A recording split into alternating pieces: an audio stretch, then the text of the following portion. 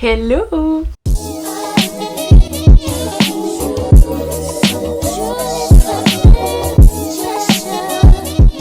Bonjour tout le monde, j'espère que vous allez bien. Bienvenue pour l'épisode numéro 4 du tourisme à l'ère de la génération Z. Donc pour ceux qui auraient regardé l'épisode numéro 2, si tu l'as pas encore fait, il est pas trop tard, vous avez pu comprendre en fait qu'il y a 5 secteurs importants du tourisme. Donc pour l'épisode d'aujourd'hui, ce que j'ai décidé de faire, c'est que j'ai sélectionné un de ces secteurs-là en fait et j'ai décidé de me spécifier, de m'informer, de vraiment comprendre quel était le rôle des influenceurs dans ce secteur-là en fait. Donc aujourd'hui, je vous parle de l'impact des influenceurs dans le monde de l'hôtellerie.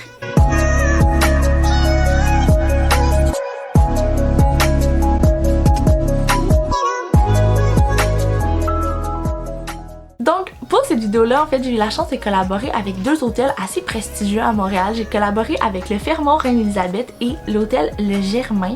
Pour vrai, pour ces entrevues-là, en plus, j'ai eu la chance d'y aller directement sur place. Pour vrai, la gang, il manque de mots, comment c'est beau. Je comprends rien, je vous montre, ok?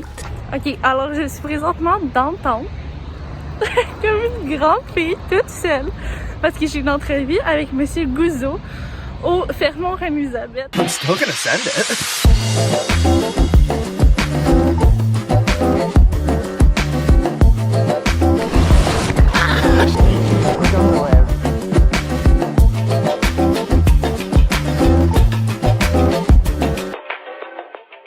Non mais, c'est-tu pas freaking magnifique? Donc, en fait, ce que je voulais comprendre comment ça fonctionnait une collaboration entre un influenceur et une chaîne d'hôtel. Parce que personnellement, moi, sur mon compte Instagram, c'est vraiment en plus des influenceurs qui font des collaborations avec des marques de vêtements ou des marques de cosmétiques ou même des compagnies de nourriture. Donc, je voulais vraiment comprendre comment ça fonctionnait. Donc, en gros, pourquoi les chaînes d'hôtel utilisent des influenceurs? Si je peux donner comment on a travaillé avec les influenceurs. On a fait une méga campagne d'influenceurs. On en avait ciblé une vingtaine qui sont venus loger dans le fond dans nos chambres Fairmont-Or, qui est notre catégorie de chambre la plus luxueuse, je dirais, là, dans le fond. Là. Puis en même temps, il y avait un crédit au niveau un crédit monétaire, au niveau des unités de la restauration. Donc, à ce moment-là, on les hébergeait. On prenait des photos de l'hôtel en général. Puis après, selon l'influenceur, je travaillais de pair avec l'agence qui ont développé, qui ont fait les choix, dans le fond.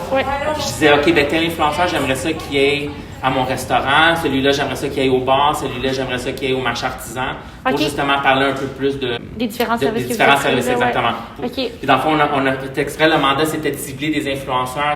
Il y a eu un gros range, il y en avait des gros, en termes de followers, puis il y en avait des moins gros, si je dirais, mais en gros, quand tu regardais qui les suivait, c'était une segmentation montréalaise, dans le fond, puis c'était le but. C'était vraiment de parler à eux. Donc, voilà. Donc, maintenant, on a pu comprendre que oui, ça existait des collaborations entre des influenceurs et des chaînes d'hôtels, mais maintenant, je voulais savoir, est-ce que ça fonctionne, ces collaborations-là? C'est beau collaborer, mais ça marche-tu? Je pourrais dire que c'est dans les meilleures campagnes que j'ai pu faire. Quand on travaille avec une agence qu'on mandate pour faire une campagne, là, c'est plus... La compagnie, c'est mieux parce que dans le fond, là, ils sont comme dans l'obligation de fournir X nombre minimum de story, une publication statique, etc.